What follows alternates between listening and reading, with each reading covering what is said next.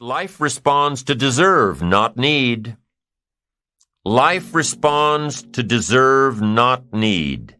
Life was not designed to give us what we need. Life was designed to give us what we deserve. What we deserve. Once you understand that little life principle in your own self-interest, I'm telling you, it's life-changing. The ancient law does not go like this. If you need, you will reap. No, it doesn't work that way. A lot of people out there are hoping it works that way, but no, it doesn't. The ancient law goes like this. If you plant, you will reap. If you sow, you will reap. Somebody says, well, I really need to reap. Well, then you really need to plant in your own self-interest. Your own self-interest needs to be educated in how to plant, how to do it so everybody wins, because life doesn't respond to need. You can't go to the soil and say, I need a crop. The soil just smiles at you. And here's what the soil says. Don't bring me your need, bring me some seed.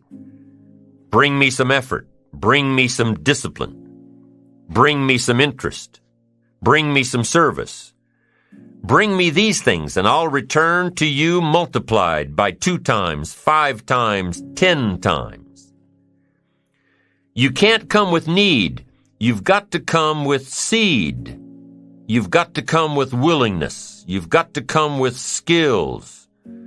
You've got to be willing to learn, willing to change, willing to grow, willing to put yourself out, willing to stand up to the bad weather, willing to pull out the weeds, willing to nurture. That's the only way you get a return. Once you understand these principles, self-interest now truly becomes an exciting challenge, making sure everybody wins. Enlightened self-interest makes sure that everybody wins. Now here's another one. If you want to find, you must search. And if you search, you will find. In order to find, you must search. You must go to church. You must go to the seminar. You must go to the library. You've got to go to the bookstore. You've got to go to the class. You've got to go to the training. You've got to go searching. Why? If you search, you will find. You'll find ideas. You'll find inspiration. You'll find hope. You'll find contacts. But you've got to be out there, on the search, on the look. Life reserves its treasures for those who deserve it, not those who need it. Enlightened self-interest, giving so that you will receive, searching so that you will find, making sure that everybody wins all the way around. Enlightened self-interest needs to be educated. Enlightened self-interest says, I will learn that life is not just the passing of time. I will learn that life is the collection of experiences, ups and downs, highs and lows, laughter and tears. You must decide to act. You must have the discipline to act. Now here's what's important about discipline. One discipline affects another discipline. All disciplines affect each other. In fact, here's a good philosophical phrase. Everything affects everything else. Nothing stands alone. Don't be naive and say, this doesn't matter. Of course it matters. It all matters. Some things may matter more than others, but everything matters. If you'd rather sleep in than go for a walk around the neighborhood, pretty soon it will matter. If you'd rather spend your money instead of saving it, pretty soon it will matter. If you'd rather put off a letter to an old friend instead of corresponding regularly, pretty soon it will matter. If you'd rather work late every night instead of going home and spending time with your family, pretty soon it will matter. It all matters. Every letdown affects the rest. If you won't walk around the block, you probably won't eat right. And you probably won't buy the books. And you probably won't attend the seminars. And you probably won't spend your money wisely. And after years of this, it all adds up. So the key to reversing this process is to start picking up the disciplines. It does matter.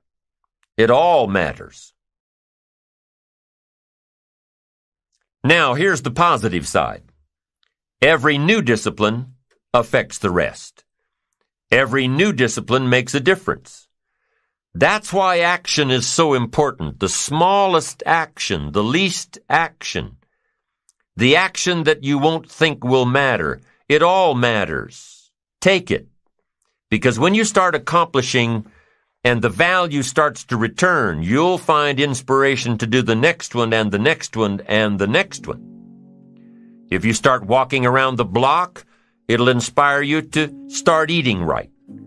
You start eating right, it'll inspire you to get a book. You get a book, and it'll inspire you to get a journal. You get a journal, and it'll inspire you to develop some skills.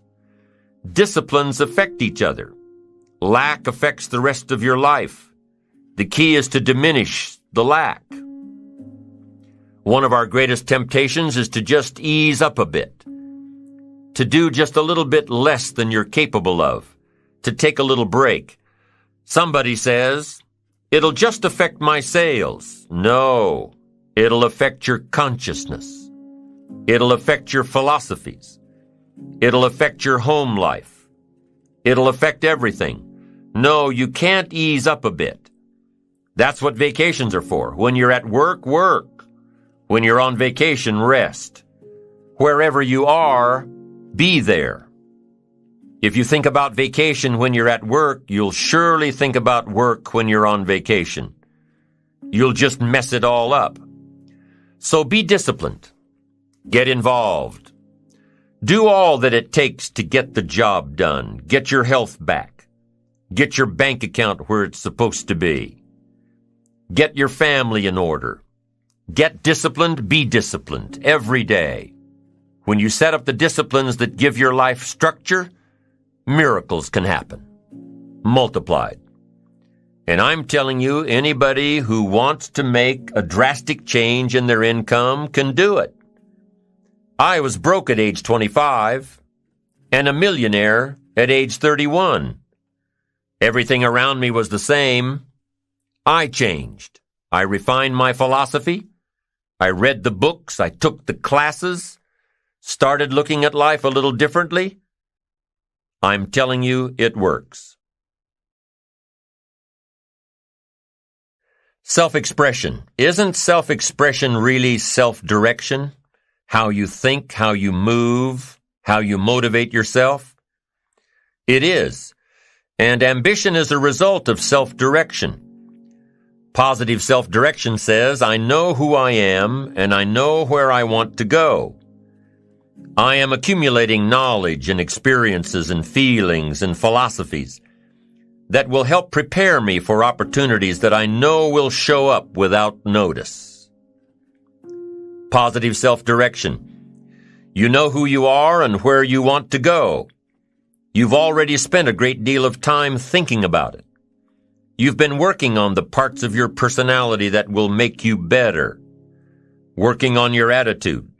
Working on your health, working on your time management skills, putting it all down on paper, and you constantly see yourself in the place that you want to be. As you talk with yourself every day, how often do you ask, is what I am doing today getting me closer to where I want to be tomorrow? Am I making the daily adjustments necessary? Am I doing all that it takes? Will I keep on doing it until? Direction determines destination. Here's a question you need to ask yourself.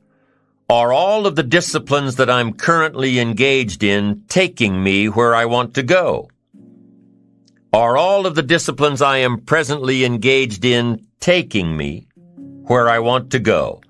What an important question at the beginning of the month, at the beginning of the week. at the beginning of the day. Because here's what you don't want to ever do. Kid yourself. You know, kid your neighbor and kid me and kid the marketplace if you want to, but gosh, you can't kid yourself. With your fingers crossed hoping you'll arrive at a good destination when you're not even headed that way. You say, well, maybe the wind will take me. Well, there's a chance. But you've got to take charge. You've got to ask yourself often, am I? Am I doing the disciplines that are taking me in the direction that I want to go? I don't want to be faked out here and think I'm on the way to financial success when there's not a prayer, not a hope. I don't want to be faked out hoping that there's someone else who's going to take care of it. Take care of me. They're not going to take care of it. They're not going to take care of me. What if all of your negative relatives turn positive? What'll that do for your fortune and your future? Not much. If prices come down a little, what'll that do for your fortune and your future and your sophistication and your culture? What'll that do? Not much. If the economy gets a little better, what'll that do? Answer, not much. If you don't make plans of your own, you'll fit into someone else's plans. And guess what they have planned for you? You're right. Not much. Most people wake up every morning counting on this not much list. And that's why what they have is not much. Not much hope, not much promise, not much progress. They're driving what they don't want to drive, living where they don't want to live, doing what they don't want to do. Forget the thief waiting in the alley to snatch your purse. What about the thief in your mind? Lazy, not stimulated by thoughts and questions. Don't become a victim of yourself. Ask yourself these questions. Is this the direction I want for my life? Is it someone else's direction? Is it a goal that I have been ingrained with since my childhood? Is it my parents' or my spouse's or my boss's or my children's? Is it mine?